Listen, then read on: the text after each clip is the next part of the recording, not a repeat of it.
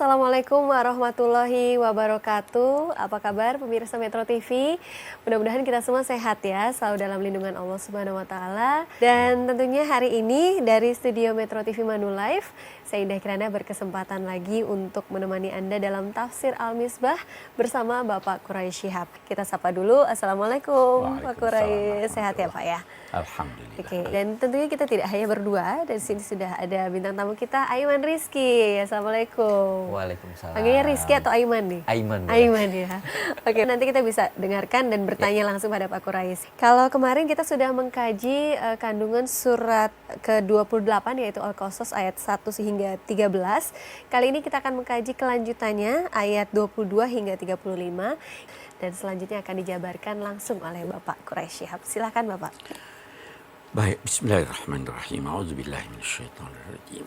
Ayat-ayat sebelum ini, episode yang lalu, kita bercerita tentang Nabi Musa waktu lahir, bayi, sampai dipelihara oleh Fir'aun. Nah, beliau berada di istana Fir'aun itu sampai dewasa. Ada yang berkata 30 tahun. Akhirnya mendapat petunjuk Allah. Terus suatu ketika dia tinggalkan istana ke kota. Dia menemui dua orang yang bertengkar. Salah satunya dia dorong. Yang didorong ini mati. Akhirnya beliau, Nabi Musa takut. Maka beliau pindah dari Mesir menuju Madian. Nah, ini yang akan kita terangkan sekarang. Apa yang terjadi sewaktu di Madian dan seterusnya. Walamma tawajjaha tilqa'a Madian qala asa rabbi ayyahdiyani sawa'as sabil. Ketika dia memutuskan untuk meninggalkan Mesir karena orang-orang marah sama dia. Maka ketika dia berangkat ke arah Madian. Madian itu pada mulanya nama dari salah seorang anak Nabi Ibrahim. Nabi Ibrahim itu dalam sejarah disebutkan kawin 3 kali. Yang pertama Sarah, itu yang melahirkan Ishak. Yang kedua Hajar, itu yang melahirkan Ismail. Yang ketiga ini Keturah, itu yang melahirkan Madian. Kemudian punya keturunannya ini tinggal di suatu tempat itu kemudian dinamai Madian. Negeri Madian. Negeri Madian itu ada berbeda-beda pendapat ulama di mana itu Madian. Ada yang berkata di daerah Saudi Arabia sekarang, di pinggiran Laut Merah. Ada yang berkata itu di Yordan, di Aila dan sebagainya. Tidak penting di mana itu tempatnya. Sewaktu dia mengarah ke sana, dia berkata, ya Allah, semoga Tuhanku memberi aku petunjuk ke jalan yang benar. Jadi rupanya dia keluar itu tidak tahu mau ke arah mana. Atau boleh jadi dia mau ke sana, tapi dia tidak tahu jalan. Mana ini jalan ke arah sana? Maka sewaktu berangkat itu dia berdoa. Ya Allah, tunjukkan saya jalan yang benar. Jalan itu bisa jalan yang bersifat material, bisa juga jalan yang bersifat spiritual. Nah, satu pelajaran. Setiap Anda akan keluar menuju suatu tempat berdoa. Mau berangkat, dari rumah pun kalau mau berangkat berdoa. Iya. Apalagi keluar kota. Ya kan? Banyak itu doa-doa yang diajarkan Nabi. Kalau mau keluar rumah misalnya berdoalah baca. Allahumma inni. Ya Allah, saya bermohon kepadamu. Jangan sampai saya sesat atau disesatkan orang. As'aluka alla adilla au udal au azilla au uzal au ajhala au yujhala alaih. Jangan sampai aku sesat atau disesatkan orang. Jangan sampai aku tergelincir atau digelincirkan orang. Jangan sampai aku berbuat jahil atau ada orang berbuat jahil kepadaku. Kita seringkali jalan, tidak tahu jalan ya. Jalannya tanya orang. Ada orang yang sok tahu ke kiri, ke kanan. Iya, itu namanya Anda disesatkan jalan. Bisa juga disesatkan dari jalan kebenaran. Oke. Maka ketika walamma warada ma'a Madian wajada alaihi ummat minan nas yasquna. Ketika dia sampai di sumber air kota Madian, dulu itu air sulit. Betul? Jadi ada sumber-sumber mata air, di situ orang berkumpul, apa sumur atau mata air dan lain-lain sebagainya. Ketika dia sampai di sumber mata air kota Madian, dia menemukan di sana sekelompok orang yang mengambil air. Mereka itu mengambil air untuk memberi minum ternak binatang mereka. Dan dia juga mendapatkan, selain dari orang-orang itu yang sedang mengambil air, 2 orang wanita yang menghalau ternaknya jangan sampai campur dengan ternak yang lain, karena dia juga mau minum. Iya. Ketika itulah Musa sampai, lalu bertanya kepada kedua wanita itu, apa yang terjadi pada kalian sehingga kalian menunggu di sini orang-orang semua pergi ambil air? Mereka menjawab, kami tidak bisa memberi minum ternak kami mengambil air sampai orang-orang itu selesai. Karena terlalu berdesak-desakan. Jadi kami terpaksa halangi ini gembalaan kami untuk ke sana. Sedangkan bapak kami itu orang tua sudah tidak mampu untuk datang ambil air di sini. Agaknya saudara laki-lakinya juga tidak ada.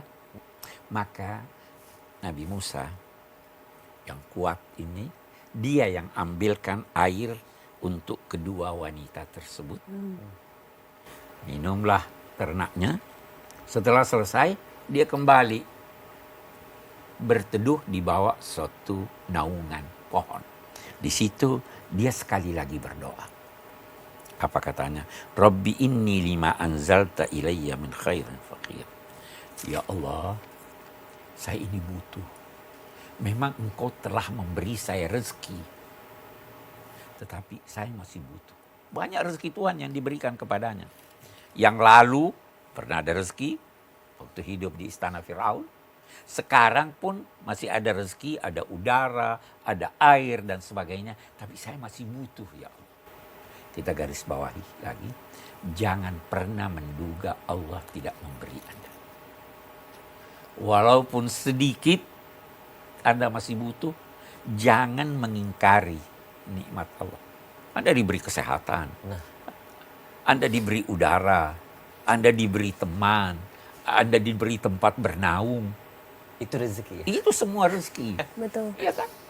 Jangan anggap rezeki itu hanya uang. Boleh jadi orang dapat uang banyak. Ada yang satu dapat uang sedikit. Boleh jadi rezekinya yang sedikit dapat uang itu lebih banyak dari yang banyak uangnya. Kalau Anda diberi uang banyak tapi sakit, habis. Alhamdulillah. Nah, jadi rezeki banyak. Akui anugerah Tuhan. Iya. Ini kedua wanita kembali ke rumahnya. Ayahnya tanya, kok kamu hari ini kembali cepat? Dia cerita bahwa ayah, ada seorang pemuda di sana yang begini, yang begini, yang begini. Maka sang ayah memerintahkan salah seorang dari anak perempuan itu, pergilah undang dia. Saya mau terima kasih kepada. Oke, kita lihat. Faja'athu ihdahuma tamshi al-istihya. Maka salah seorang dari kedua gadis itu datang berjalan dengan anggun tapi penuh rasa malu. Nah, ini perempuan nih, tidak berlenggok-lenggok jalannya. Ada pemuda tampan, gagah, kuat. Dia datang, anggun, tapi dengan rasa malu. Berbicara, dia berkata, ayah saya mengundang kamu ke rumah untuk berterima kasih kepadamu. Faja'athu, dia untuk berterima kasih dari apa yang engkau telah lakukan kepada kami menyangkut penyediaan air tadi. Nah, nanti setelah itu apa yang terjadi kita akan lanjutkan kembali Pak Quraish dan juga Aiman. Pemirsa jangan kemana-mana, tetaplah bersama kami dalam Tafsir Al-Misbah. Saat lagi. Kata ulama, perempuan itu senang pada laki-laki yang kuat dan terpercaya.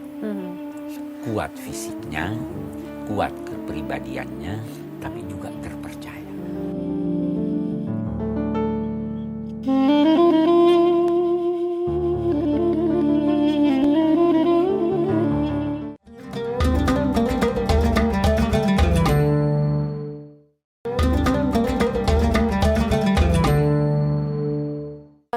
pemirsa Anda masih bersama kami. Tadi sekilas sudah dijelaskan oleh Pak Quraish dan ada yang bisa kita petik di sini yaitu setiap keluar rumah sebaiknya kita selalu berdoa ya agar tidak disesatkan, tidak digelincirkan dan juga janganlah engkau mengingkari nikmat Allah Subhanahu wa taala. Gitu. Silakan dilanjutkan kembali Pak Quraish. Ya. Mungkin kita bisa tambahkan lagi bahwa kedua wanita ini bekerja. Ngambil air. Iya. Kalau begitu tidak terlarang dong wanita bekerja. Wah, alhamdulillah Ya kan? nih. Selama terhormat. Iya. Iya. Selama tidak bergaul dengan pergaulan yang bisa mengganggu dirinya atau mengganggu orang lain. Jadi Musa diundang bertemu dengan ayah ini. Sementara ulama menyatakan ayahnya itu adalah Nabi Syuaib. Ada juga yang berkata bukan Nabi Syuaib, tapi orang yang bernama Syuaib. Betapapun, yang penting Nabi Musa datang ke sana, disambut dengan baik oleh sang ayah. Nabi Musa menceritakan apa yang terjadi baginya di Mesir, ini. Kemudian ayah kedua wanita ini berkata, jangan takut di sini. Kamu telah selamat dari gangguan orang-orang yang ingin mengganggumu. Kami telah selamat, engkau telah selamat dari kaum yang berlaku aniaya. Terus salah seorang dari gadis itu berkata kepada ayahnya, ayah, jadikan dia bekerja sama kita. Istajirhu, jadikan dia buruh. Jadikan dia pegawai kita. Sesungguhnya orang yang paling baik untuk dijadikan pekerja itu adalah yang kuat lagi terpercaya. Itu kata ulama, perempuan itu senang pada laki-laki yang kuat dan terpercaya. Langsung ya. Iya kan? Kuat fisiknya, kuat kepribadiannya, tapi juga terpercaya. Ada yang bertanya, dari mana ini wanita ini tahu bahwa itu kuat dan terpercaya? Dia tahu kuat karena dia berhasil langsung ambil air, memberi mereka, ya kan? Nah, dari mana dia tahu bahwa ini orang terpercaya? Bisa dipercaya ya. Itu diketahui karena sewaktu sang gadis ini meminta dia datang ke rumah ayahnya, dia kan penunjuk jalan. Dia berada di depan, Musa ikut di belakang. Kalau Musa ikut di belakang, dia akan lihat gerak-gerik wanita ini. Kalau jadi dia lihat belakangnya, iya. Nah, maka kata Nabi Musa, biar saya di depan, kamu di belakang. Baru beritahu saya kiri kanan terus. Orang beragama enggak ini? Iya. Tidak genit ya. Ini tidak ada di belakang ya, Aiman. Nah, dia ada di belakang. Al-Qawiyyu Al-Amin. Iya. Memang kita harus katakan bahwa ciri utama dari seseorang itu, pria, adalah kuat dan terpercaya. Bukan tampan. Pejabat juga begitu, kuat dan terpercaya, kuat dan terpercaya. Kalau dia lemah, tidak ini. Nah, jadi sebenarnya ini anak secara tidak langsung sudah mengisyaratkan bahwa dia senang. Maka sang ayah berkata kepada Musa, wahai Musa, saya ingin menikahkan kamu dengan salah seorang anakku ini yang kamu sudah lihat tadi dua-duanya. Tetapi mas kawinnya kamu kerja sama saya 8 tahun. Wow. Masya Allah. Lama ya? Sekali nih. Kalau kamu mau menggenapkan 10 tahun, itu adalah kerelaan kamu. Tapi syaratnya 8 tahun. Saya tidak ingin untuk menjatuhkan atau mengakibatkan beban yang berat kepada kamu. engkau insya Allah akan menemukan saya termasuk orang-orang yang selalu berbuat baik. Ini baru tawaran, belum dinikahkan. Karena kalau dinikahkan harus disebut siapa. Satu lagi yang kita ingin garis bawahi di sini. Orang tua tidak usah malu untuk mencarikan jodoh anaknya. Anaknya sudah dewasa, bantu dia Iya. cari jodoh. Carikan dia pemuda yang baik-baik. Pemuda, carikan pemuda ini. Nah, karena itu dalam rumus ini ada dikatakan begini. Dalam konteks perkawinan itu anak dan orang tua masing-masing memiliki hak veto.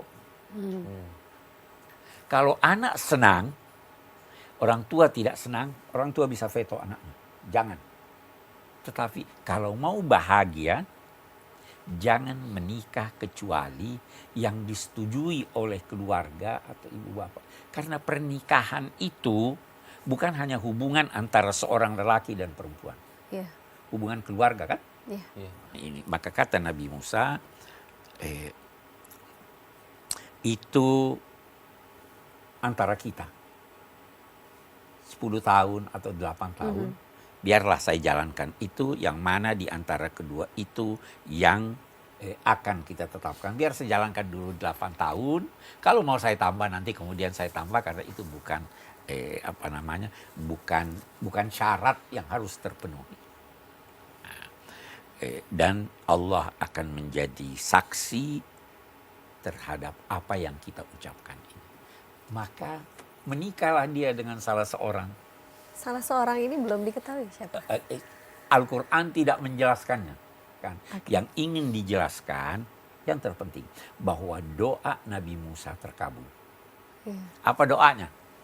Supaya saya selamat kan? Iya. Dia dapat keselamatan, dia dapat pekerjaan, dia dapat istri, dia dapat perlindungan. Nah, itu dia. Apalagi yang Anda mau lebih dari itu? Ya kan? Betul. Nah, itu doanya Nabi Musa. Saya kira itu yang ini di sini ya. Kita nanti Baik. bisa lanjutkan lagi. Lengkap sekali ya kalau kita bisa mendapatkan semua itu, keselamatan, pekerjaan, istri dan perlindungan dari seseorang. Istri atau pasangan mungkin Iya, lebih bagus pasangan. ya. Baik, kita akan lanjutkan kembali di segmen berikutnya. Aiman nanti boleh bertanya langsung pada Pak Qurais. Dan pemirsa jangan kemana-mana, sesaat lagi kita akan segera kembali lagi di Tafsir Al-Misbah. Fakir itu pada mulanya kita lihat ya. Berarti butuh. Pertanyaannya, apakah kebutuhan Anda hanya pada uang?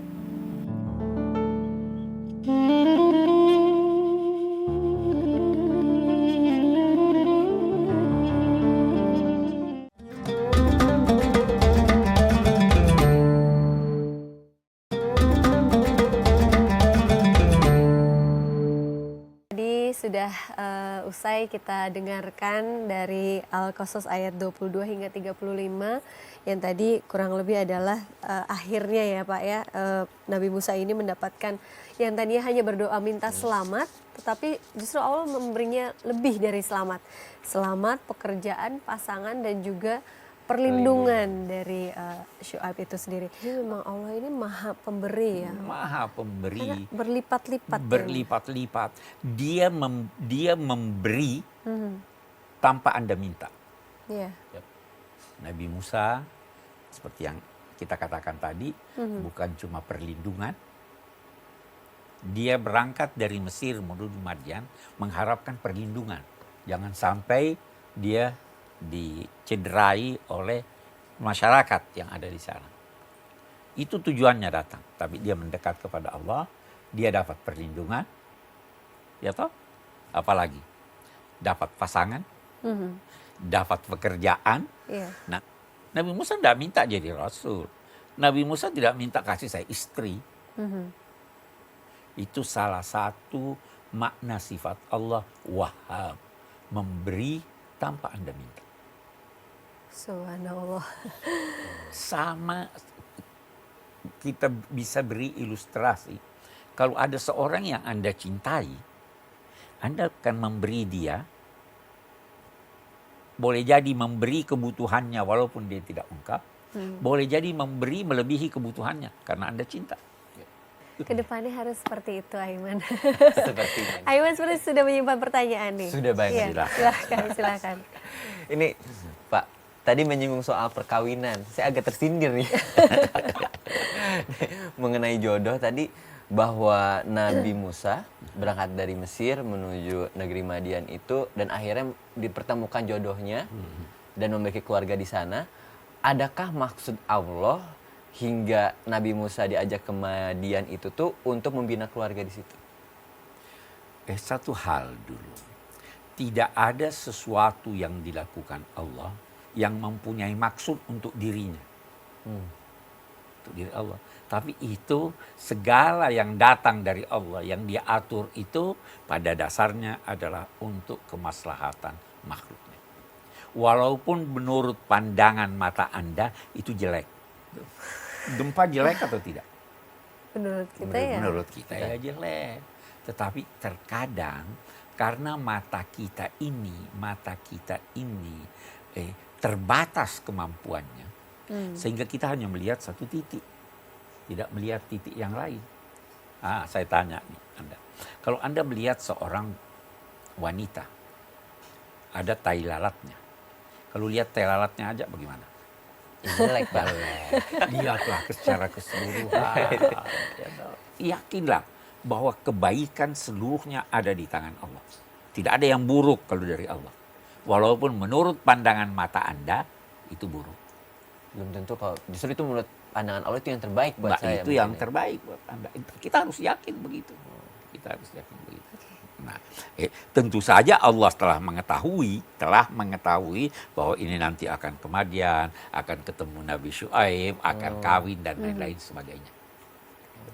Baik, mungkin kita akan lanjutkan kembali Bapak pertanyaan-pertanyaan dari pemirsa dan juga Mas Aiman nih.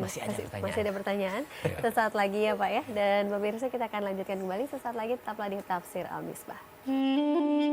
Pembunuhan itu bisa berdasar sesuatu yang dibenarkan, bisa sesuatu yang tidak dibenarkan.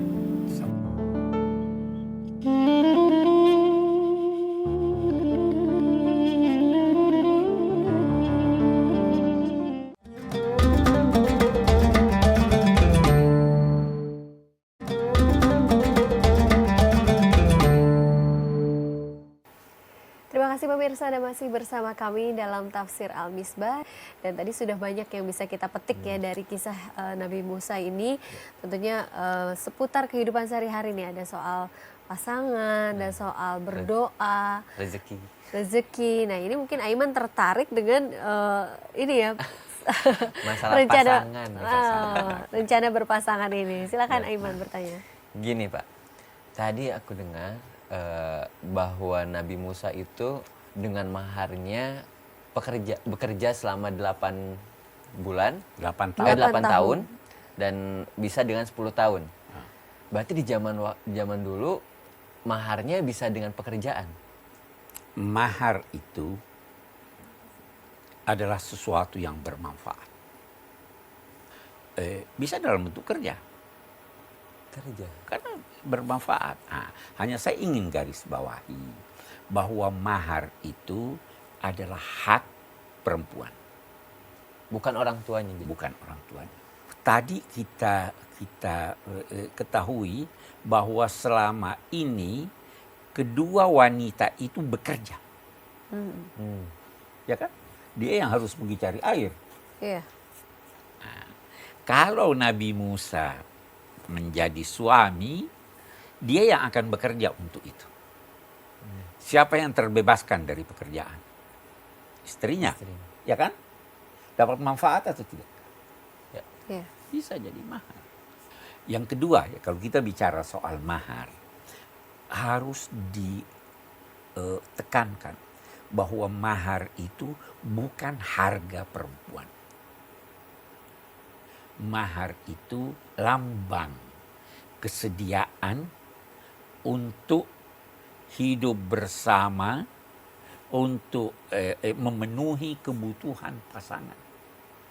Nah, karena itu semakin bermanfaat, bahkan semakin banyak mahar, selama itu tidak memberatkan, itu semakin bagus.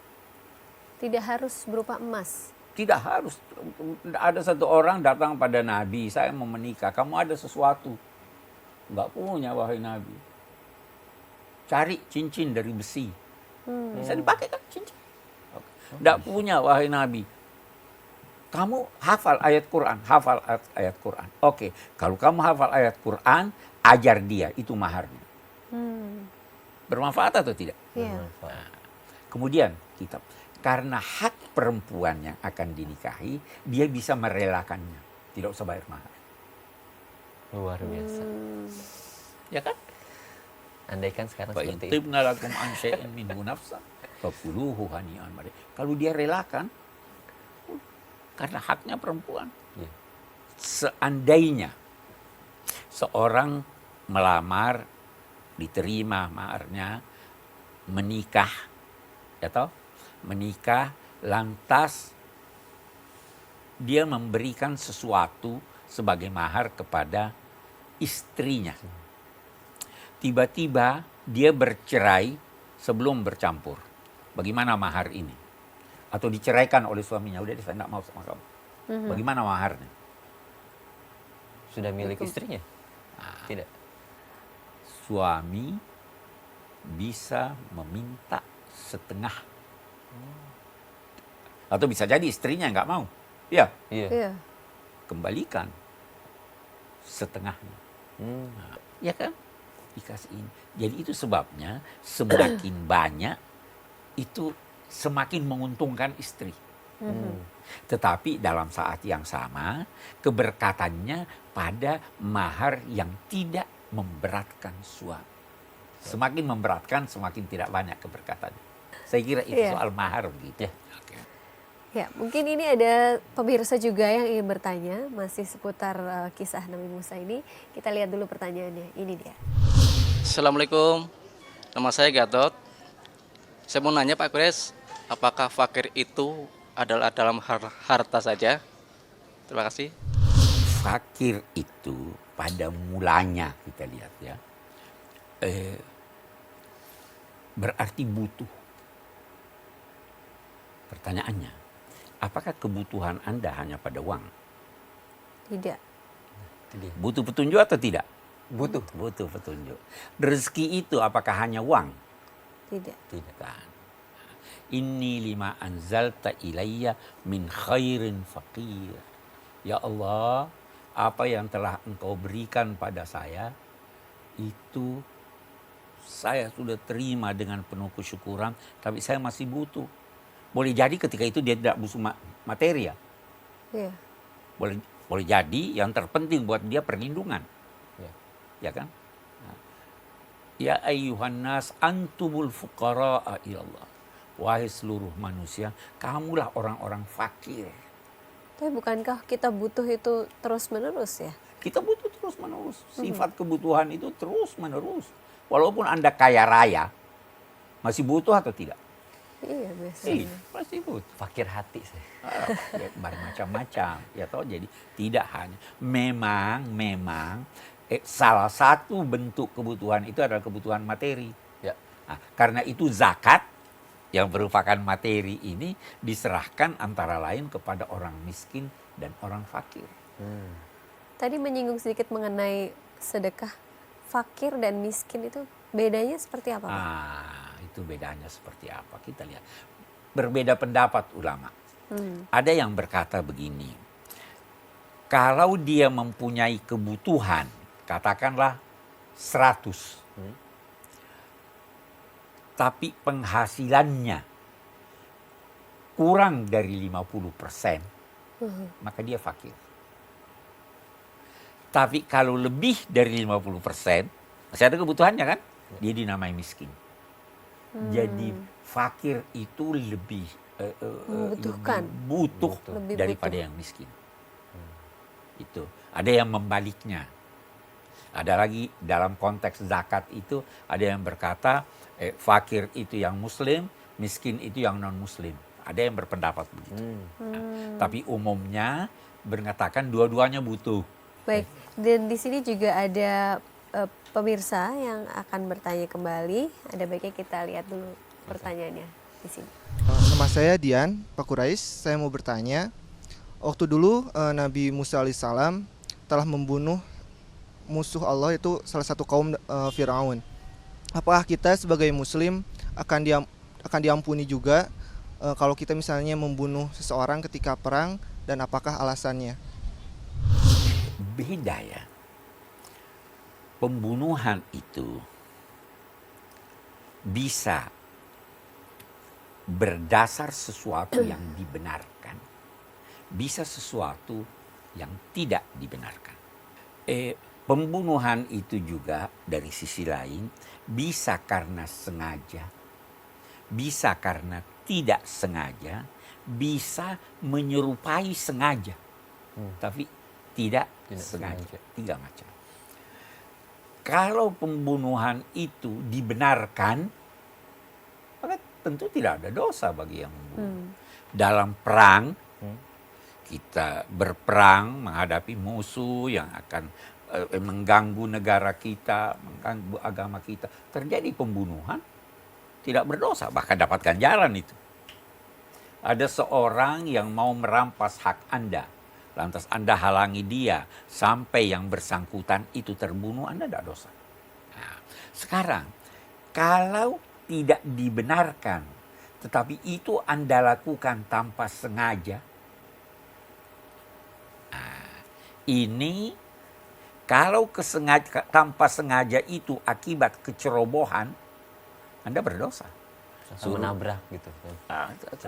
Menabrak, dia habis minum. Ya kan? Ya, sengaja atau tidak itu?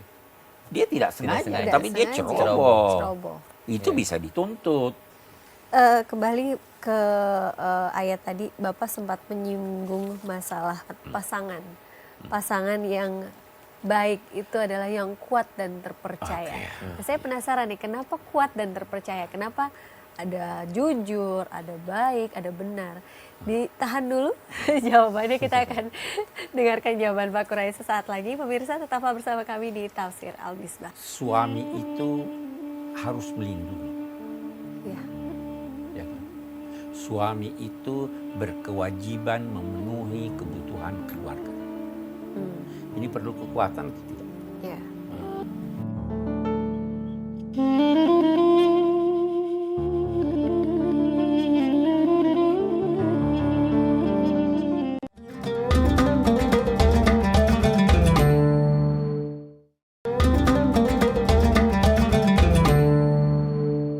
Alhamdulillah, kita sudah sampai di segmen akhir, di mana tadi sudah kita dengarkan penjabaran dari kisah Nabi Musa, dan masih seputar ini ya, pasangan, pernikahan, berkeluarga. Dan tadi saya bertanya nih, kenapa pemimpin atau pasangan yang dipilih itu adalah pasangan yang kuat dan terpercaya? Pada dasarnya, suami itu harus melindungi. Ya. Ya kan? Suami itu berkewajiban memenuhi kebutuhan keluarga. Ini perlu kekuatan atau tidak? Ya. Jadi kalau suami sudah tidak kuat mentalnya, tidak kuat fisiknya, tidak kuat ininya, bisa merugikan. Kalau suami tidak sabar menghadapi pasangannya, bahagia enggak? Bahaya itu. Nah, itu bahaya, bukan bahagia. Jadi kuat. Nah, yang kedua, terpercaya. Amin di situ. Itu terambil atau seakar dengan kata amanat. Iya. Amanat itu adalah sesuatu yang Anda serahkan kepada orang yang dipercaya, keyakinan bahwa apa yang diserahkan kepadanya itu aman dan terpelihara di sisinya, dan kalau diminta kembali, barang itu dikembalikan secara utuh. Sekarang kita lihat sekarang. Anda Mau menikah dengan seseorang yang Anda tidak percaya? Mau menikah dengan seseorang yang akan menyia-nyiakan Anda? Mau menikah dengan seseorang yang tidak melaksanakan tugas-tugasnya sebagai pasangan? Tidak ada yang mau. Harus yang punya amanat. Karena kalau sudah tidak ada amanat, walau dia kuat, berantakan. Baik. Pak Quraisy, mungkin kita sudah sampai di penghujung. Oke. Kita sampai Cepet ke banget. kesimpulan. Nabi Musa alaihissalam adalah seorang yang tegas, mempunyai kekuatan fisik yang mantap, namun berhati suci. Ini terbukti dari sambutannya memberi pertolongan untuk 2 orang wanita. Itu sebabnya ada ulama berkata begini, sebenarnya orang-orang laki-laki yang berada di tempat sumber air itu bukan laki-laki mukmin. Kenapa? Seandainya dia beriman dengan benar, dia persilahkan dulu kedua perempuan ini ambil, baru dia ambil. Tapi dia suruh nunggu di sana. Nabi Musa melihat ini keliru. Iya. Maka dia turun. Dia tidak antri kan? Iya. Ya. Kenapa dia tidak antri? Karena dia pikir ini harus didahulukan. Itu. Ya, jadi Anda di bus duduk, Anda duduk ada perempuan Harus yang memuliakan berdiri. wanita, Hormati ya. dong, kasih dia Iya. tempat. Itu Gentle. ajaran agama. Keterlibatan kedua perempuan itu mengambil air mengisyaratkan bahwa perempuan boleh bekerja dan berkumpul pada suatu arena dengan pria selama mereka tampil dalam suasana terhormat. Ya, ini kan satu arena nih. Iya. Boleh dong. Anda di kantor,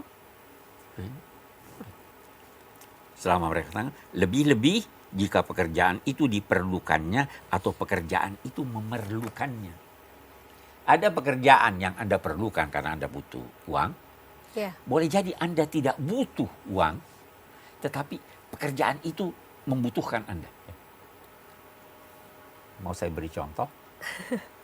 Seorang bidan menikah, kaya raya, dia masih perlu kerja atau tidak? Tidak perlu Tidak sebenarnya. perlu, ya. Dia tidak butuhkan lagi pekerjaan. Bagus. Tetangganya ada yang mau melahirkan, tidak ada bidan. Dia Ya. diperlukan atau tidak? Diperlukan. Dia yang perlu membantu. Perempuan boleh bekerja kalau dia butuh atau dibutuhkan. Kita dalam masyarakat kita sekarang ini, semua orang dibutuhkan untuk bekerja membangun bangsa ini. Nah, tetapi syaratnya harus Harus terhormat. terhormat. Nah, itu yang kita lihat. Tidak ada halangan bagi wanita berbicara dengan pria. Ini tadi bicara dengan pria atau tidak?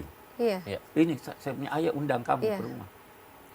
Selama itu dilakukannya dengan hormat, seperlunya, percaya diri, dan tanpa kegenitan.